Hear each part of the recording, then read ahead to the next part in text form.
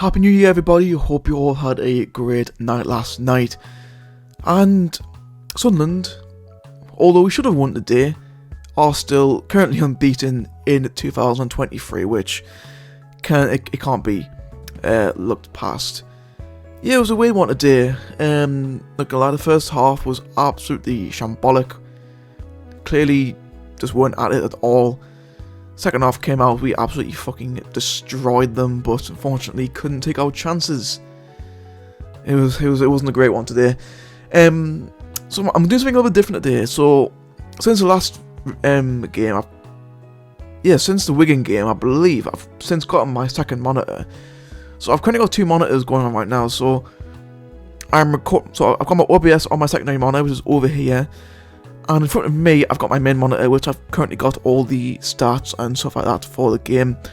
I didn't watch the game today. I mean, to be fair, I watched the first 15 minutes, but then, for whatever reason, I'd lost connection to the thing I was watching it on, so I didn't see the rest of it. So I've got basically got all my information through Paul Merson, God forbid, and Twitter as well. But I'm pretty sure I'm still in a good position to actually give a match review.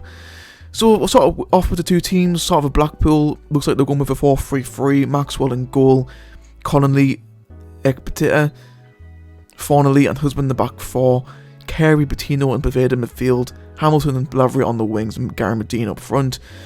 For Sunderland, we went with a 3-4-2-1. Patterson in goal, Ballard, Wright, 09 back three, Hume, Michu, Neil and Clark midfield, Diallo and Roberts just behind Ross Stewart.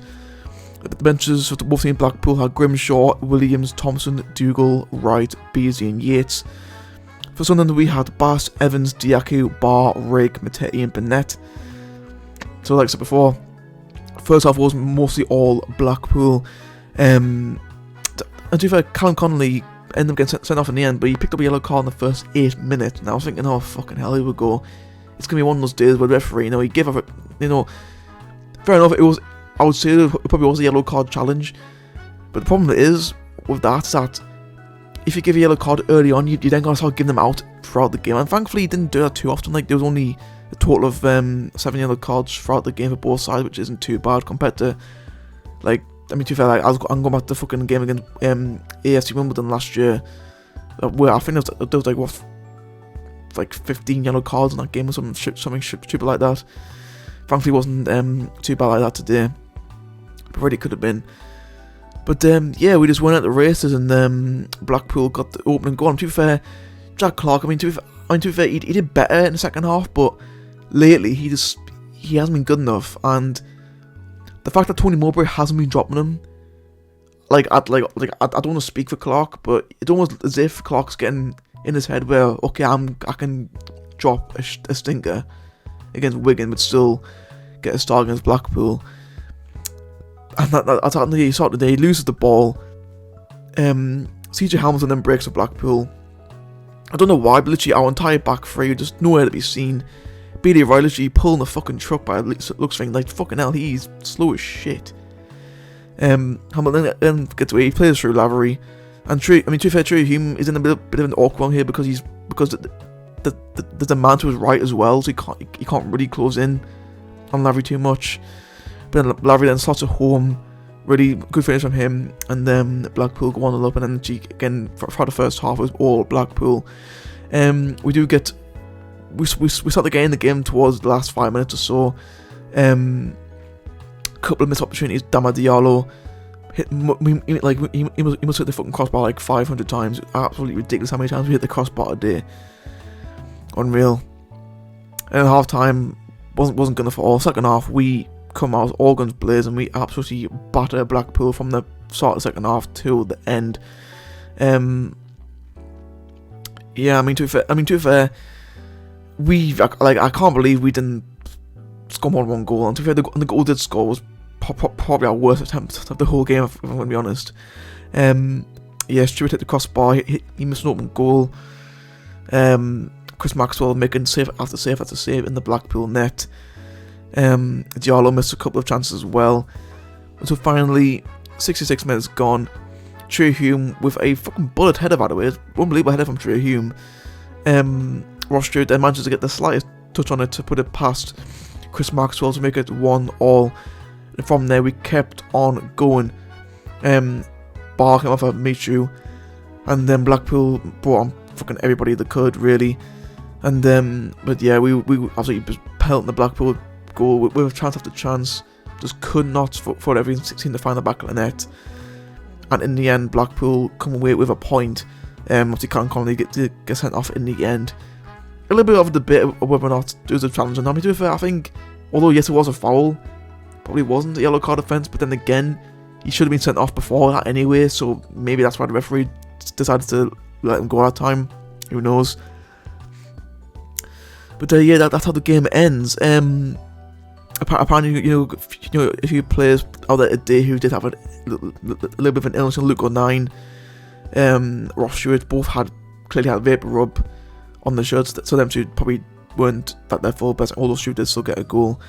Yeah, you know, only one substitution made today, so I'm guessing means that most of the players on the bench probably were a little bit off it as well.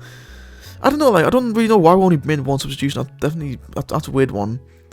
I would have liked to have seen Corey Evans come on, because I think really, he is such an important presence in that midfield. Like, he brings that calmness and this overall experience in that midfield where when you're playing Michu and Daniel together, it's just asking for a fucking disaster, really. Michu not as great today as what he was on them against Wigan, which unfortunately probably means we probably won't see him again for a while. Patterson, to be fair, didn't have loads to do in the second half. First half, could have argued maybe could have at least done a little bit better for the goal, but to be fair, I'm not going to blame him. Those are just overall poor from those at the end. Luton 9 again, obviously, yeah, has got a little bit of an illness today. Probably his worst game of the season, I would say. Trey Hume, my man on the match, he was absolutely outstanding today. Literally, in my opinion, has cemented his spot at right back or right wing back. Because although Gutt has put in some decent performances this season, Hume, like last few games, he's been outstanding. Really, really been brilliant, and I hope, not against Shrewsbury per se, but maybe against Swansea in 2 weeks' time. He wants us to start that game as well. Once Gutt probably will be back in the picture. Diallo again. Him Robertson Stewart is an unbelievable part, combination up front. Definitely want to see more of that. Jack Clarke again probably needs some time out of the team. Like I said last time against Wigan, last season Dan Neil had time out of the team and did them the world of good for the most part. Same thing is happening with Jack Clarke. There's no reason why we can't be playing Jason Burnett or Leon Decky, although Burnett was up until fucking 3 o'clock in the morning post-match stuff, so there's that. But yeah, I think Jack Clarke needs some time out of the team, really, and maybe Dan Neil as well. You know, Abdul Bar, like whenever he's played, he's been solid. I mean, to be fair, like apart from the Cardiff game, he's been solid. There's no reason why he can't keep on starting. But yeah, it's gonna be it. So obviously now the January transfer window is now open, which if you are a member of Sunderland Twitter, it's going to be a pretty interesting month.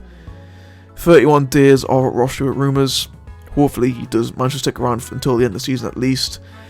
It's also going to be where all these journalists who claim to be in the know are going to start popping up with all sorts of mental rumours. Brett Gibbs, if you know him, you know him. He's not going to be convinced that we've signed anybody, even if it is confirmed. He's not going to be convinced to sign them. It's all good fun. It's all good fun. I'm not really going to be making a transfer video because I don't really know what we really need per se. There haven't really been any strong rumours apart from, funny enough, Blackpool man Jerry Yates, who did play it today, the last 15 minutes or so. Yeah, apart from that, hasn't really been any strong rumours in terms of incomings really, so I'm not going to make any comments about that. Again, I'm not going to give any player ratings because, well, I only watched the first 15 minutes, so I can't really comment on that. But that's going to be it for today's match review. Hope you did enjoy it. Might make a review for the Shrewsbury game. I'm not really sure if I'm going to watch that game or not.